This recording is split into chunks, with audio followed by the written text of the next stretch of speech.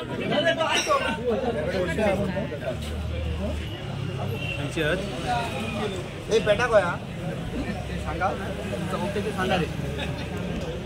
ठिकाणी आज भारतीय जनता पार्टीच्या वतीने संपूर्ण महाराष्ट्रभर महाविकास आघाडीची जी लोक ज्या पद्धतीने शिवरायांचा पुतळा पडल्यानंतर राजकारण करत आहेत त्याचा निषेध करण्यासाठी पूर्ण महाराष्ट्रभर महाविकास आघाडीच्या नेत्यांचा निषेध करण्यासाठी निषेध आंदोलन होत आहेत।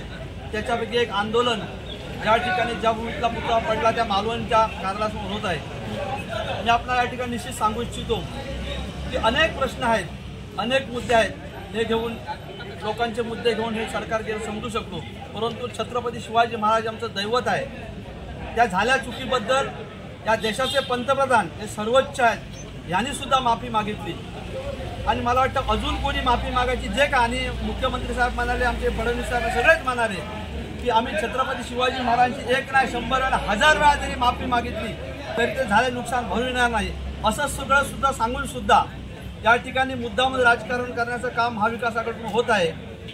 परंतु मी आपल्या माध्यमातून सांगू इच्छितो, आपल्याला माहिती आहे विशाळगडावर ज्यावेळी अतिक्रमण झालं त्यावेळी का गेले नाही संजय राऊत त्या ठिकाणी, का गेले नाहीत नाना पटोले, का गेलेत नाही उद्धव ठाकरे? कारण त्यांना माहिती आहे विशाळगडावर जे अतिक्रमण होतं ते कोणाचं होतं हे त्यांना माहिती होतं आणि केवळ मताचं राजकारण करण्यासाठी ही सगळी मंडळी त्या ठिकाणी गेली नाही। आणि आता ते आम्ही छत्रपती शिवाजी महाराजांबद्दल खूप प्रेम खूप आदर असण्याचा आव आणतात, प्रत्यक्षात वस्तुस्थिती तशी नाही आहे। कारण छत्रपती शिवाजी महाराज हे महाराष्ट्राचं नाही हिंदुस्थानचं दैवत आहे, त्याबद्दल कुणाचं दुमत असण्याचं कारण नाही, पण त्याच्या जीवावर हे राजकारण करतायत याचा निषेध करण्यासाठी आम्ही आहोत।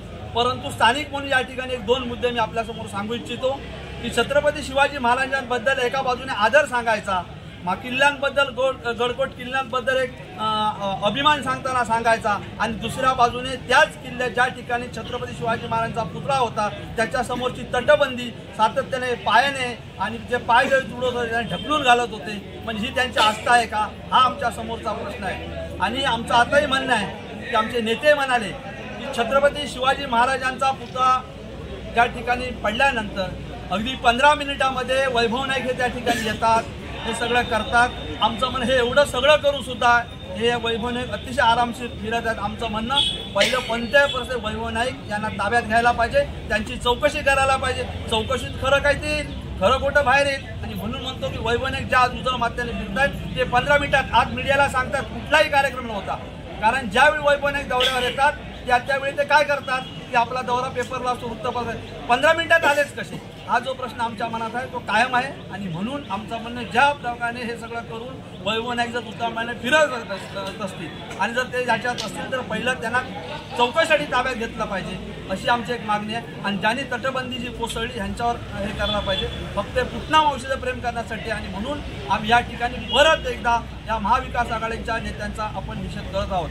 महाविकास आघाडीच्या नेत्यांचा हाय हाय, उद्धव ठाकरे हाय हाय, उद्धव ठाकरे हाय हाय, आदित्य ठाकरे हाय हाय, शरद पवार हाय हाय, नाना पटोले हाय हाय।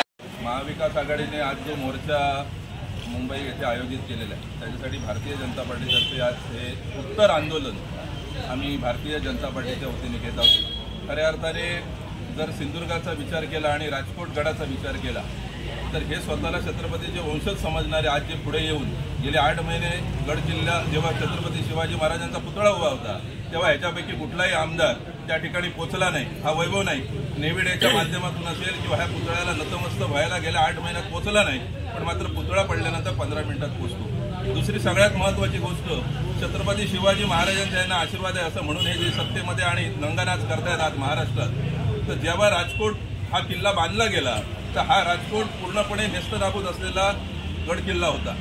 पूर्णपणे पालकमंत्री श्री रवींद्र चव्हाण साहेबांच्या माध्यमातून हा गड किल्ला पूर्णपणे ह्याच्यामध्ये विकसित केला गेला आणि ह्या विकसित केलेल्या गड किल्ल्यावर हा पुतळा उभा केला गेला। पुतळ्याचं गांभीर्याचा जेव्हा विचार करतो तर निश्चितच ही गोष्ट दुःखदायक आहे, परंतु हा सगळा जो प्रकार आहे त्याचं जे काय राजकारण चालू आहे, भारतीय जनता पार्टी आम्ही मालवण तालुक्याच्या वतीने ह्या सर्व प्रकरणाचा निषेध करतो।